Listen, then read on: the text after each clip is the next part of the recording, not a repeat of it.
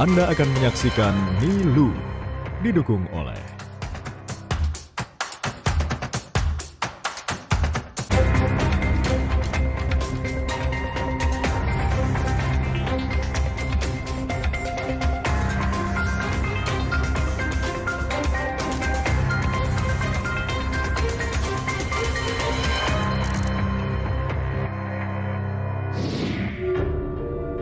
Debat terakhir harusnya menjadi pamungkas cawapres menggoda masyarakat yang masih belum menentukan pilihan.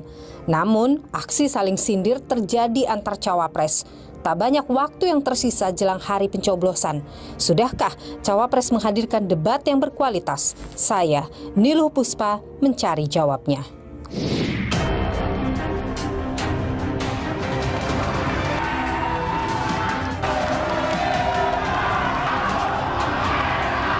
Presidennya masing-masing untuk bergabung ke atas panggung. Enak banget ya Gus ya, jawabnya sambil baca catatan tadi. Yang penting ini bukan catatan Mahkamah Konstitusi. Jawabannya ngawur juga tuh. Ngarang-ngarang ndak karuan. Tenang Pak Gibran, semua ada etikanya.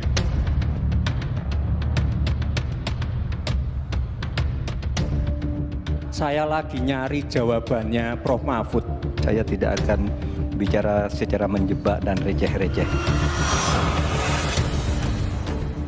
Dari beberapa momen yang kita amati, memang ekspresi dari Gibran ini, mulai dari mikroekspresi di wajah, itu memang mendukung. Ada ekspresi kadang-kadang muncul konten, seperti merendahkan orang yang diajak bicara. Saya melihat ini bahwa ini merupakan sesuatu yang memang fabricating, artinya bukan sesuatu yang spontan. Ini bukan aslinya seorang Gibran atau ini aslinya seorang Gibran? Dari ketiga cawapres ini, yang paling negatif itu adalah Gibran. Ya, negatif sekali, melebih dari 50%, 60 sekian gitu. Dan Caimin dan Mahfud MD itu hampir sama, sekitar 80 sampai 79% positif gitu. Meskipun dia trennya negatif, tapi kemudian dia ramai dijadikan perbincangan di media sosial, itu efeknya bisa positif tidak ke kandidat? Debat keempat yang sekaligus menjadi debat terakhir bagi ketiga calon wakil presiden telah berlangsung 21 Januari 2024. Debat keempat mengangkat tema pembangunan berkelanjutan sumber daya alam, lingkungan hidup, energi, pangan, agraria, masyarakat adat, dan desa. Hampir sama dengan debat-debat sebelumnya, penampilan Gus Imin, Gibran, dan Mahfud MD membuat podium panas. Namun panasnya perdebatan tak sepenuhnya akibat adu gagasan program.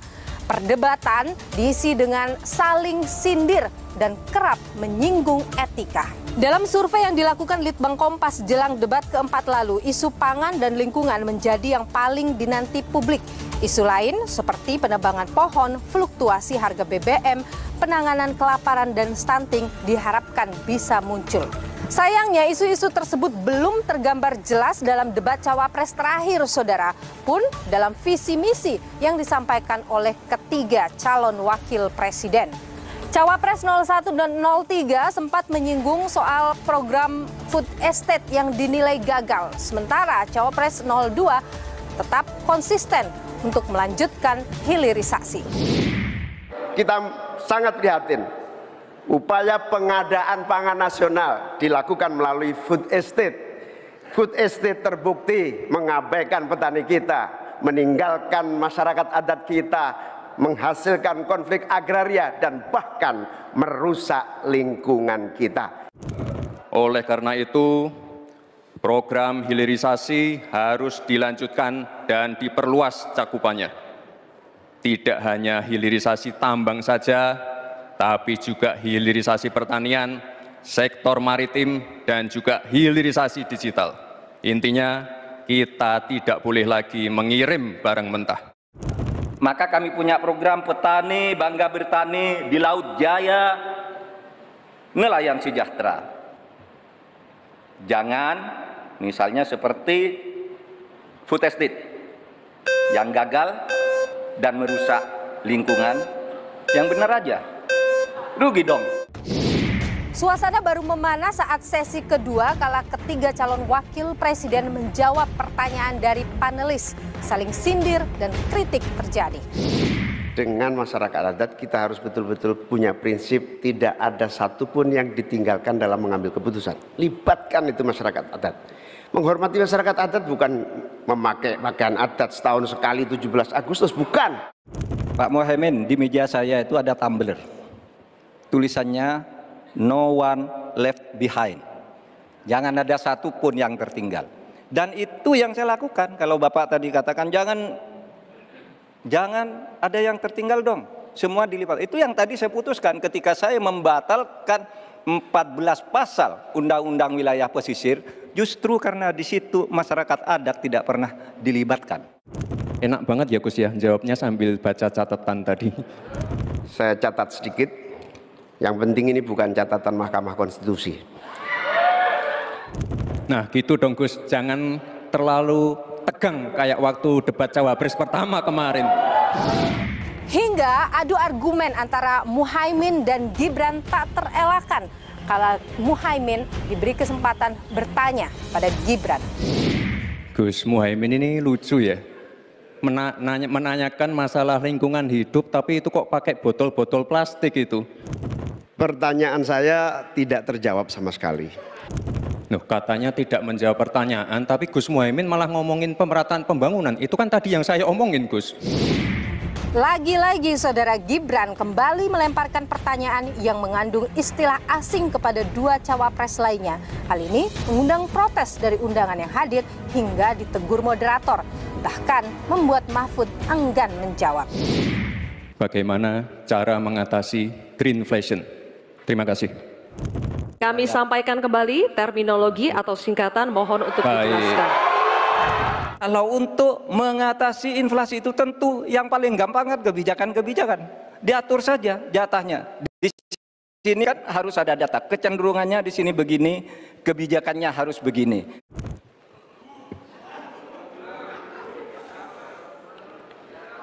Saya lagi nyari jawabannya Prof. Mahfud. Saya nyari-nyari di mana ini jawabannya. Kok nggak ketemu jawabannya? Saya juga ingin mencari itu jawabannya ngawur juga itu. Gila ini. Ngarang-ngarang ndak karuan, mengkaitkan dengan sesuatu yang tidak ada. Recehan. Oleh sebab itu tidak layak dijawab menurut saya. Dan oleh sebab itu saya kembalikan saja ke moderator. Ini tidak layak dijawab pertanyaan kayak gini. Sesi pertanyaan Mahfud terhadap Gibran juga berlangsung panas dengan adu argumen yang terjadi. Mas Gibran, saya menghormati Anda sebagai calon wakil presiden sehingga saya tidak akan bicara secara menjebak dan receh-receh. Sepertinya Prof. Mahfud agak ngambek ya, soalnya saya sudah 2 kali memberikan pertanyaan yang sulit. Istilah asing yang dilempar oleh Gibran kepada Muhaimin juga memancing keriuhan. Pertanyaan Gibran soal teknologi baterai litium atau LFP dijawab oleh Muhaimin dengan menyinggung soal etika. Saya nggak tahu ini pasangan nomor 1 ini anti nikel atau gimana. Mohon dijelaskan. Masih ada waktu, Pak Gibran, apakah akan digunakan? Akan saya gunakan apabila pertanyaannya belum jelas. Bagaimana Gus? Cukup? Saya jelaskan juga nggak apa-apa. Singkatan dan terminologi mohon dijelaskan. LFP, lithium ferrofosfat. Tadi sudah saya bilang kan, lithium ferrofosfat. Itu sering digaungkan Pak Tom Lembong itu. Lithium ferrofosfat. Baik. Masih ada waktu untuk menjelaskan atau cukup? Cukup? Baik.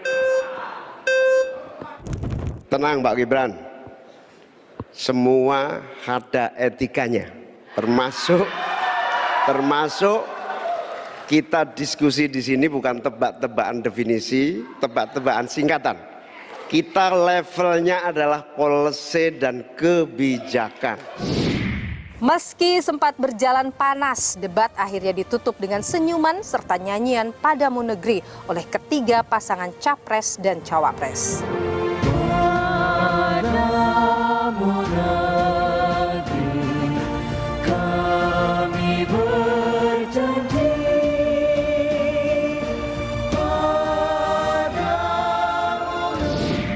Debat keempat cawapres, saudara, sukses menjadi trending di media sosial, khususnya di platform media sosial X. Ada ratusan ribu postingan yang menyebut nama ketiga cawapres dan juga puluhan ribu postingan terkait bahasan soal debat keempat cawapres. Saudara, saya akan mengupas bagaimana analisa terkait antusiasme publik terhadap debat keempat calon wakil presiden bersama pengamat media sosial Ismail Fahmi. Dan juga saya akan menganalisa soal gestur, mimik, ekspresi dari masing-masing cawapres yang ditampilkan dalam debat kemarin bersama pakar mikroekspresi Monica Kumalasari. Ikuti saya, saudara. Secara mendalam lagi, bagaimana Anda menganalisa gestur dan juga ekspresi-ekspresi mereka? Oke, yang menjadi center saya akan berbicara di 02 dulu nih. Saya langsung spot ke sini ya. Nah, jadi yang terjadi perbincangan di masyarakat adalah mengenai ekspresi songong.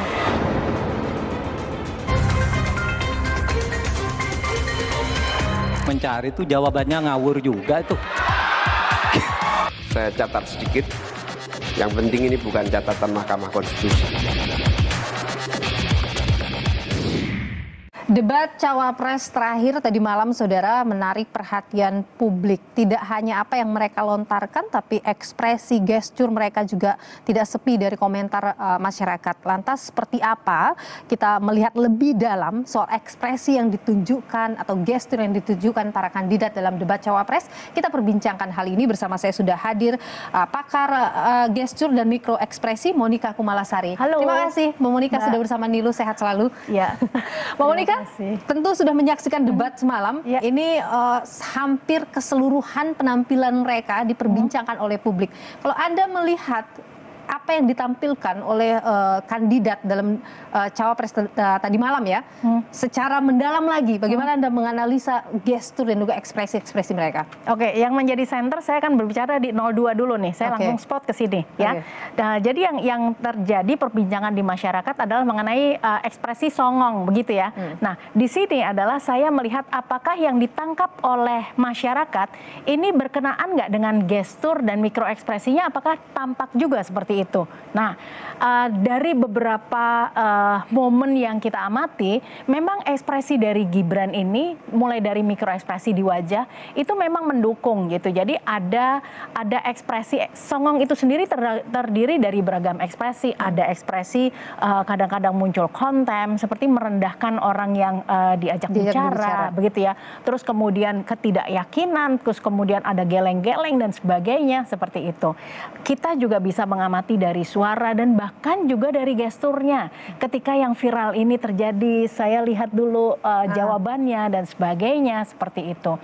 Nah, ini yang akan kita highlight adalah apakah gestur yang seperti ini merupakan sesuatu yang spontan ataukah sesuatu yang merupakan fabrikasi. Artinya fabrikasi ini adalah sudah dipersiapkan gitu ya. Nah, saya melihat ini bahwa ini merupakan sesuatu yang memang fabricating, artinya bukan sesuatu yang spontan karena sebelumnya ada jeda. Begitu ya, jadi memang di dalam setiap season-seasonnya ini Mas Gibran sudah mempersiapkan kira-kira apa yang akan menjadi viral atau bagaimana cara dari 02 ini untuk menyerang 01 dan 03. Nah, berbeda dengan debat sebelumnya adalah justru malah 1 dan 3 yang menyerang kedua gitu. Jadi ini ada plot twist dilakukan di sini.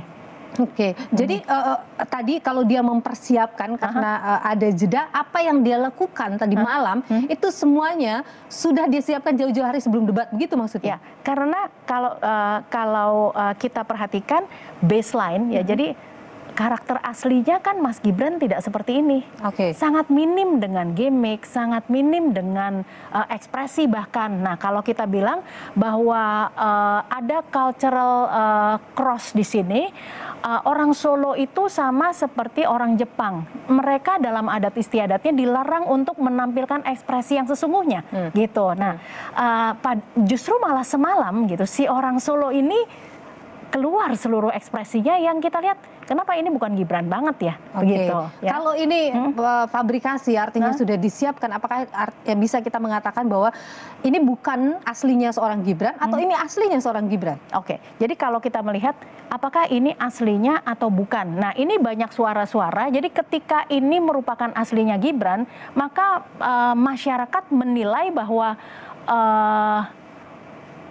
ini mudah untuk diperhatikan bahwa ini merupakan sesuatu yang aslinya. Jadi karakter asli kemudian muncul, kemudian ada juga suara-suara dari ya konsultan, personal branding dan sebagainya. Tetapi beliau melakukan hal ini dengan ekspresi yang tanpa rasa bersalah begitu. Ya, nah, jadi ini yang kita perhatikan menarik sekali dari 02. Bahkan kali ini ya, ini yang nyata dipersiapkan adalah kali ini pakai jaket Naruto. Ya, nah, tokoh si Naruto ini adalah merupakan cermin dari orang yang dikerdilkan, orang yang tidak dianggap, namun akhirnya bisa menjadi seorang pemimpin. Begitu. Nah, inilah karakter yang disukai oleh generasi Z dan juga milenial akhir, begitu ya. Jadi memang menggunakan gimmick seperti ini, ini adalah cara visual anchor untuk lebih mudah dipahami oleh pemilihnya, ya. Jadi merupakan bahasa komunikasi nonverbal ini sudah dipersiapkan. Bahkan ketika mengatakan lihat catatan Pak Caimin. Enak ya bisa lihat catatan gitu ya. Sampai akhirnya Caimin sendiri geleng-geleng kepala dan kemudian sampai dengan menggaruk. Lihat gitu, ada ya. Nah seperti itu. Jadi artinya apa yang dirasakan oleh publik ini juga beresonansi dengan apa yang dirasakan oleh Caimin maupun Pak Mahfud. Begitu. Apa yang dilakukan oleh Gibran itu bentuk kepercayaan dirinya yang ketinggian atau bahasa anak-anak sekarang kepedean yang terlalu tinggi atau bagaimana Anda membacanya? Ya, jadi ketika mendapat suatu afirmasi dari masyarakat merasa kemampuan dirinya menjadi semakin meningkat. Gitu ya. Dan ini adalah momen terakhir untuk melakukan show seperti itu. Jadi udah habis-habisan semuanya mulai dari visual anchor maupun hal-hal apa yang akan diserang dari 02 ini ke lawan debatnya begitu. Nah, jadi kalau begitu boleh dikatakan bahwa apa yang dilakukan oleh Gibran dengan segala strateginya berhasil. Berhasil untuk membuat ini menjadi viral dan kemudian dirasakan, karena gini, kalau berhasil atau tidak 01 juga merasakan dampaknya, tetapi regulasi emosi dari Caimin itu cukup baik gitu. Nah kemudian dari 03 ya ini juga merasakan sampai seluruhnya lah ketika mengatakan dengan receh ya, kemudian dengan ekspresinya dan dari semua yang kemudian disampaikan oleh Prof Mahfud. Jadi artinya apakah ini berhasil? Ya berhasil karena emosi dari ke-1 dan ke-3-nya ini keluar gitu. Jadi berhasil memancing. Berhasil memancing. Dan 1 dan 3 berhasil terpancing gini oleh sikapnya. Ketika ada satu stimulus dari 02 ya, ini melakukan provoking question seperti itu ya, ini yang dilakukan oleh 02.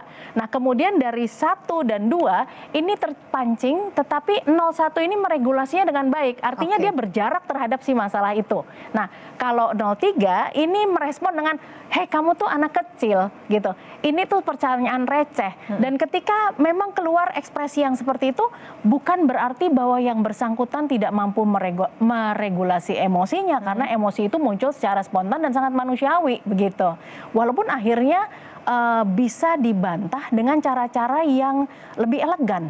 01, 03 misalnya, ini kan banyak juga melihat catatan ya dalam debat. Apa yang Anda bisa analisa dari situ? Kalau membaca itu wajar-wajar saja ya, selama ini tidak dilarang begitu. Nah, jadi karena ketiga paslon ini diperkirakan, dianalisa, diprediksi bahwa mereka bukan orang yang mampu menguasai topik yang sedang dibahas. Jadi melihat beberapa pointers ini kalau kita lihat misalnya kalau cuma Caimin tetapi Prof Mahfud tidak, nah ini berarti timpang, begitu. Tetapi keduanya sama gitu ya.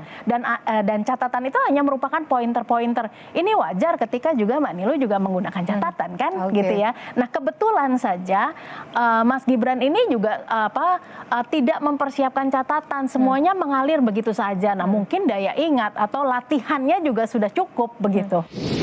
Kalau kita melihat penampilan 01, kemudian kita lihat juga penampilan 03 dalam debat tadi malam, mereka cukup percaya diri.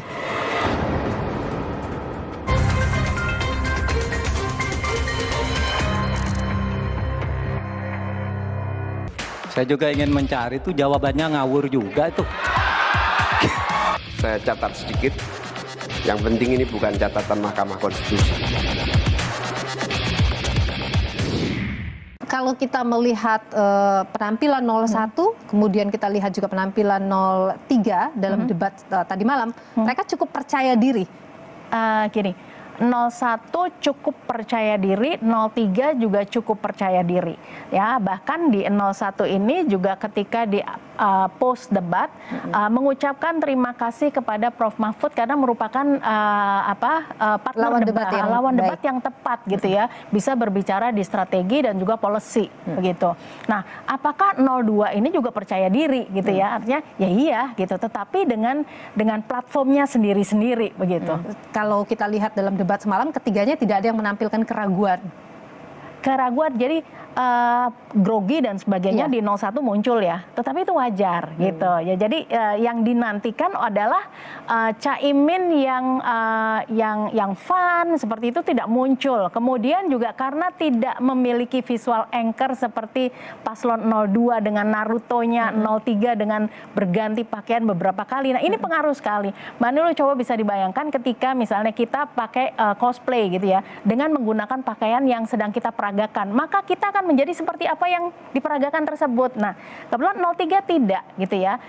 Salah satu skill atau research untuk melakukan hal ini memang harusnya menggunakan visual anchor tertentu yang bisa dikenakan gitu. Sehingga ini akan membawa identitas seperti apa yang ingin dibangun. Tetapi Pak Anies mengatakan bahwa biarlah kita otentik, tidak kosmetik begitu.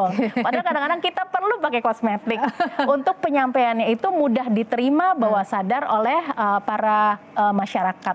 Gitu. Ketika Gibran juga diserang, Gibran kan sebenarnya disindir dalam beberapa hal, misalnya food estate yang gagal, kemudian juga soal catatan Mahkamah Konstitusi, itu kan sebenarnya sindiran-sindiran kepada Gibran. Bagaimana Gibran yang tidak secara kasat mata bisa kita lihat gitu, yang mungkin Anda sendiri yang memahami, berekspresi atas sindiran-sindiran seperti itu? Terpancing tidak? Di debat yang lalu, Gibran sangat berhati-hati dan sangat santun. Nah, yang kali ini, kenapa kita melihat sesuatu yang tadinya bukan Gibran ini muncul dengan rasa optimisme yang luar biasa, bahwa apapun yang diserang itu semuanya berhasil untuk ditangkis begitu. Jadi saya melihat bahwa apakah akan muncul suatu rasa guilty feeling kepada yang bersangkutan gitu. Kok saya kurang mengamati hal ini ya, begitu. Jadi ketika dia diserang, dia tidak terpancing, dia tidak terganggu dalam tanda kutip kalau Anda lihat mungkin dari ekspresinya. Tidak terganggu, tetapi justru malah muncul suatu senyum kepuasan seperti itu. Kalau Anda membaca apa normalnya ini, apa yang membuat orang bisa seperti itu? Apa yang membuat orang bisa seperti itu? Satu adalah suatu pengakuan bahwa Mas Gibran ini berhasil di stages yang pertama. Artinya apa yang dilakukan ini ya seperti Naruto, tadinya dianggap sebagai lebih inferior, ternyata sanggup begitu. Sehingga muncullah rasa percaya diri lagi yang lebih tinggi begitu. Jadi kalau kita bandingkan yang pertama dengan yang sekarang, ini sungguh berbeda gitu. Plot twist ya. Mbak Monica, serangan-serangan personal yang muncul dalam debat tadi malam, Anda melihat itu justru menutup substansi atau poin debat yang sesungguhnya? Ya, justru malah substansinya kita tidak mendapatkan sebetulnya apa sih. Ya, jadi ketika beberapa debat udah sampai 4 kali, yang ditunggu masyarakat adalah apa kira-kira yang akan viral dari Mas Gibran. Ya, itu yang kemudian ditunggu oleh masyarakat karena yang pertama juga ada sesuatu tetapi dalam kondisi yang lebih santun. Nah kali ini dari awal udah serang sana sini begitu. Secara brutal. Betul. Oke, baik Mbak Monica Kumalasari, pakar mikroekspresi, pakar gestur dan mikroekspresi. Terima kasih sudah berbagi pandangan di Nilu. Sehat selalu Mbak Monica. Terima kasih Mbak Nilu. Sering kita dengar. Dalam konteks ini pasangan yang 1 sama 3 ini sangat bagus. Mas, setelah melihat ini, bagaimana dengan pilihan Anda? Apakah masih tetap atau berubah dengan pilihan lain? Kayaknya masih tetap. Bagus semuanya, cuma masalahnya ada beberapa calon yang satu sangat sistematis dan sangat rasional, yaitu Pak Mahfud, dan yang kedua adalah Pak Gibran yang agak sedikit rasional dan juga sistematika, tapi yang agak bulat adalah Pak Muhaimin. Ini yang debat keempat lebih seru dari yang kemarin.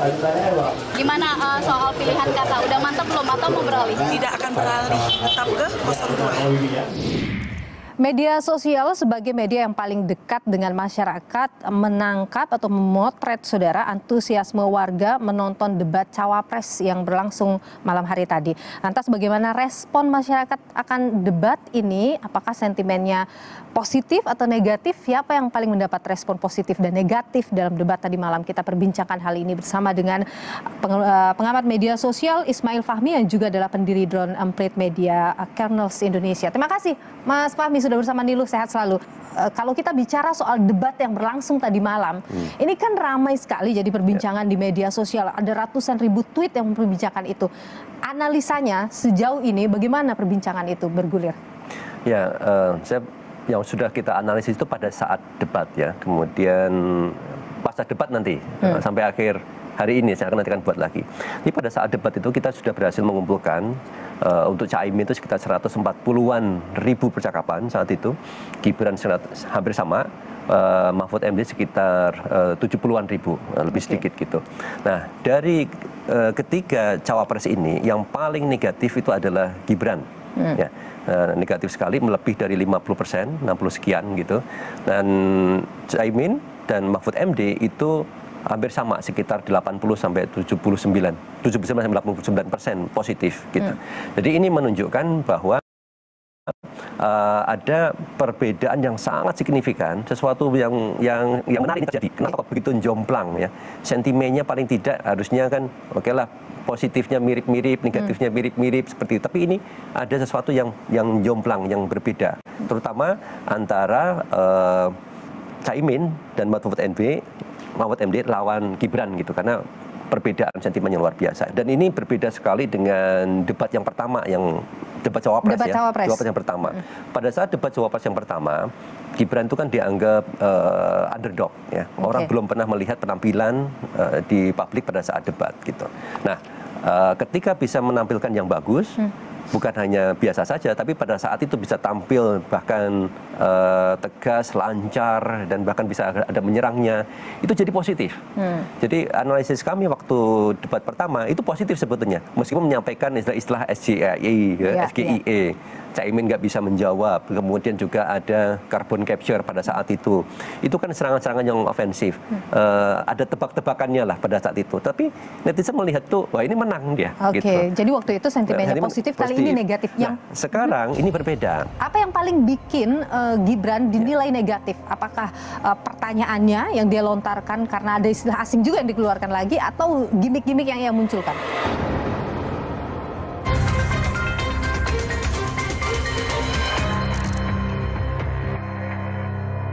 Gitu.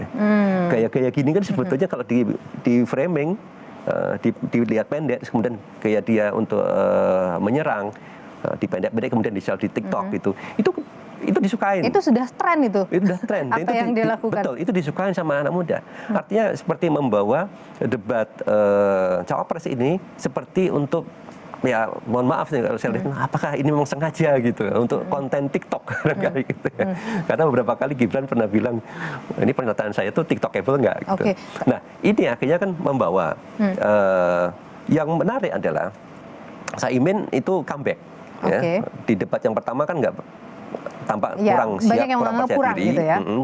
Profesor Mahfud juga sama, karena orang melihat awalnya profesor kok kemudian diserang nggak bisa carbon capture ini.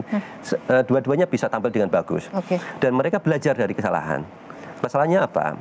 Pada saat debat yang ketiga ini saya lihat nih, Anies kan bagus sebetulnya ya.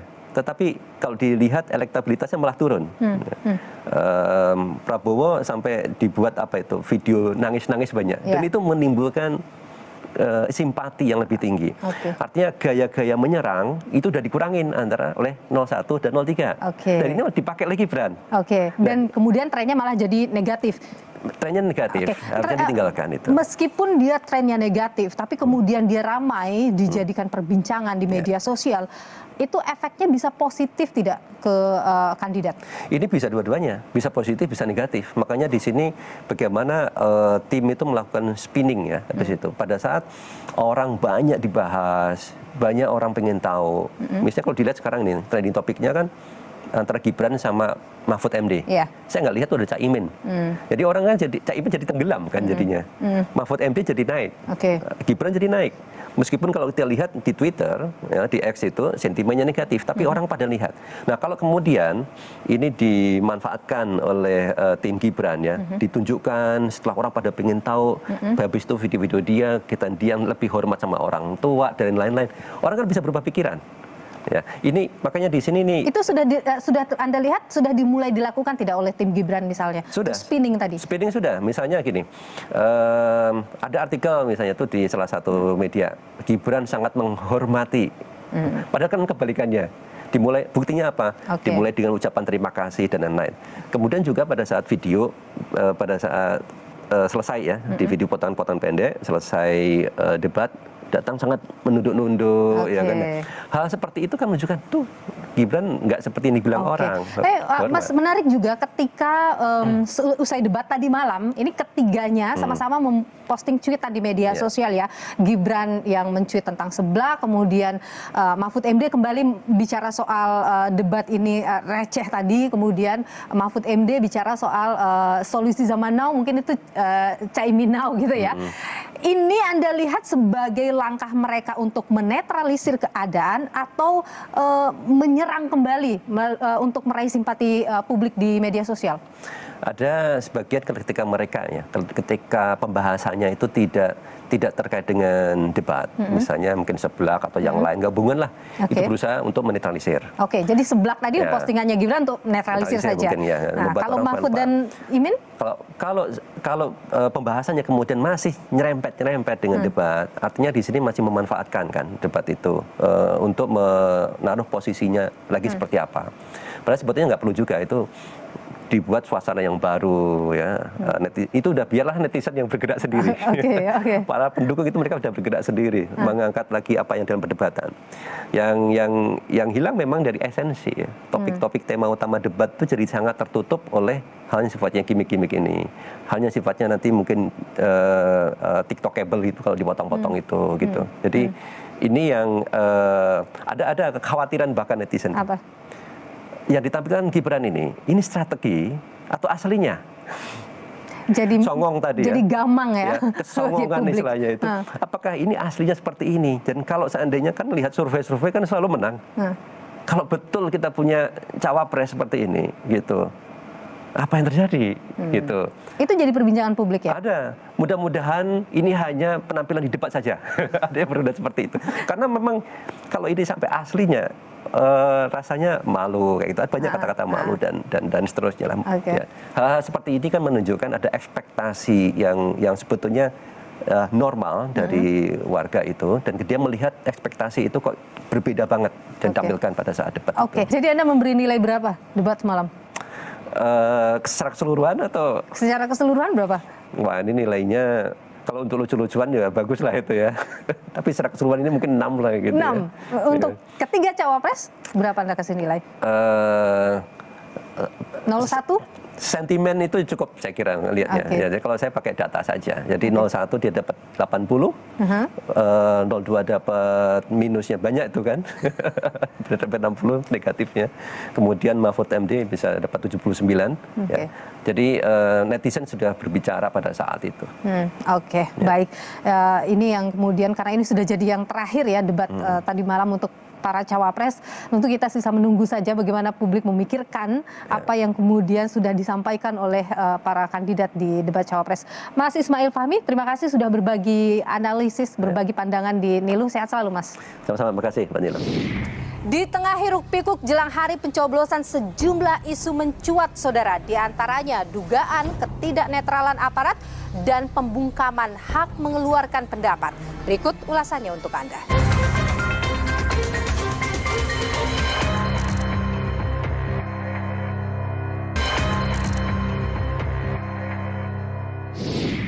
Saya lagi nyari jawabannya Prof. Mahfud.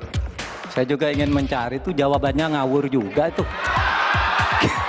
Saya catat sedikit. Yang penting ini bukan catatan Mahkamah Konstitusi. Kurang dari 1 bulan hari pencoblosan pemilu 2024, tensi politik kian panas. Masalah netralitas aparat hingga dugaan pelanggaran terus disuarakan.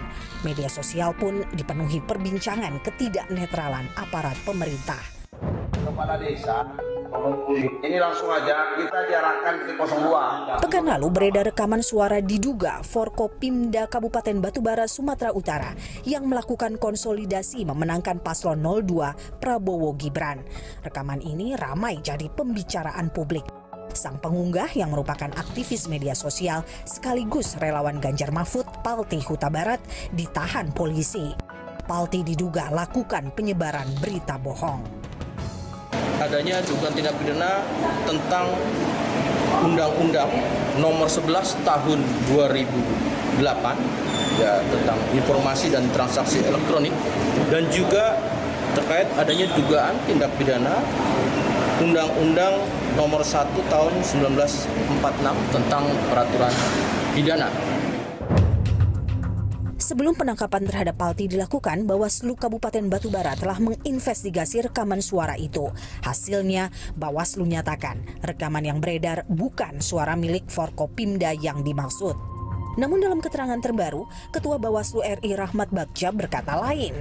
Rahmat menyatakan tengah dilakukan uji forensik terhadap rekaman itu dan meminta Bawaslu Sumatera Utara mengambil alih kasus ini. Masih proses, kita lagi menguji lab forensik, kita mengajukan ke Polda Sumatera Utara. Saya minta kemudian kepada Bawaslu Sumut untuk melakukan supervisi dan bila perlu take over. Pengamat pemilu dari Perludem, Titi Anggraini mengatakan tindakan polisi bisa timbulkan spekulasi dan kecurigaan. Itulah yang akan terus menimbulkan spekulasi dan kecurigaan-kecurigaan. Soal penangkapan ini yang kemudian bisa ditangkap adalah seolah-olah kok tergesa-gesa sekali begitu ya. Sementara kan proses hukumnya masih berlanjut. Mestinya kita hormati semua proses yang berjalan ini, jangan sampai langsung ada konklusi tanpa proses hukum yang selesai begitu ya. Karena kan ini dugaan pelanggaran pemilu. Siapa yang berwenang menyelesaikan dugaan pelanggaran pemilu? Yang berwenang itu adalah Bawaslu. TPN Ganjar Mahfud pun bereaksi atas penangkapan Palti.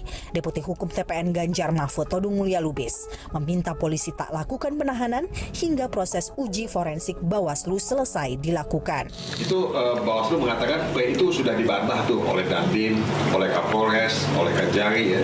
Itu udah tidak usah dipersoalkan lagi. Nah tapi kok setelah postingan Bawaslu ini, setelah pernyataan Bawaslu ini, kenapa tiba-tiba ada penangkapan? Sementara itu tim Prabowo Gibran dan Anies Muhaimin juga angkat bicara terkait kasus ini. Jangan kita bebani polisi seolah-olah atas semua tindakan yang mereka lakukan dalam rangka penegakan hukum sebagai satu pemihakan atau tindakan curang. Padahal itu adalah bagian dari konsekuensi dari sistem kita yang kompleks yang harus ditangani. Karena dimanapun ada persoalan, pasti polisi mengantisipasi jangan sampai problem itu meluas dan menjadi konflik yang lebih luas di tengah masyarakat kita. Tidak boleh lagi ada pembungkaman terhadap lawan politik, baik itu dia melakukan fitnah maupun kritik-kritik keras gitu ya. Bahkan sebenarnya kalau kita lihat kemarin pada periode beberapa saat lalu juga Palti sering menyerang Pak Anies, tetapi tidak pernah Pak Anies menggunakan undang-undang ITE ini untuk memasukkan Pak Altik ke dalam penjara. Bukan kali pertama Undang-Undang ITE memakan korban. 2016 lalu, Buniani jadi tersangka penyebaran potongan video Basuki Cahayapurnama alias Ahok. Video itu dianggap timbulkan kebencian suku agama ras antar golongan. Buniani terbukti bersalah dan divonis 1,5 tahun penjara. Lalu Ahmad Dhani yang pernah mengunggah ujaran kebencian terkait Pilgub DKI di akun media sosial Twitter pada 2017. Dalam sidang yang digelar di PN Jaksel, pentolan grup band Dewa ini divonis 1 tahun penjara. Musisi lain yang juga harus mendekam di penjara akibat pelanggaran Undang-Undang ITE adalah IGD Ari Astina alias Jerings. Punggawa band SID ini menuliskan kalimat yang dianggap memfitnah dan mencemarkan nama baik Ikatan Dokter Indonesia. Terbaru, perseteruan aktivis Haris Azhar dan Fathia Maulidiyanti dengan Menko Marves Luhut Binsar Panjaitan. Fathia dan Haris dilaporkan Luhut berdasar pasal 27 dan 45 Undang-Undang ITE. Namun dalam sidang yang berlangsung di Pengadilan Negeri Jakarta Timur, majelis hakim memvonis bebas Haris dan Fathia. Komitmen hadirkan pemilu bersih, jujur dan adil akan terus jadi tantangan. Jangan sampai halalkan segala cara demi menangkan kontestasi Pilpres 2024. Sosok pemimpin harusnya menjadi suri tauladan, mampu menyikapi masalah dengan bijaksana. Kini pilihan ada di tangan Anda. Jangan salah memilih pemimpin masa depan bangsa. Ikuti terus perkembangan seputar pemilu hanya di Kompas TV, independen, terpercaya. Saya Niluh Puspa, sampai jumpa.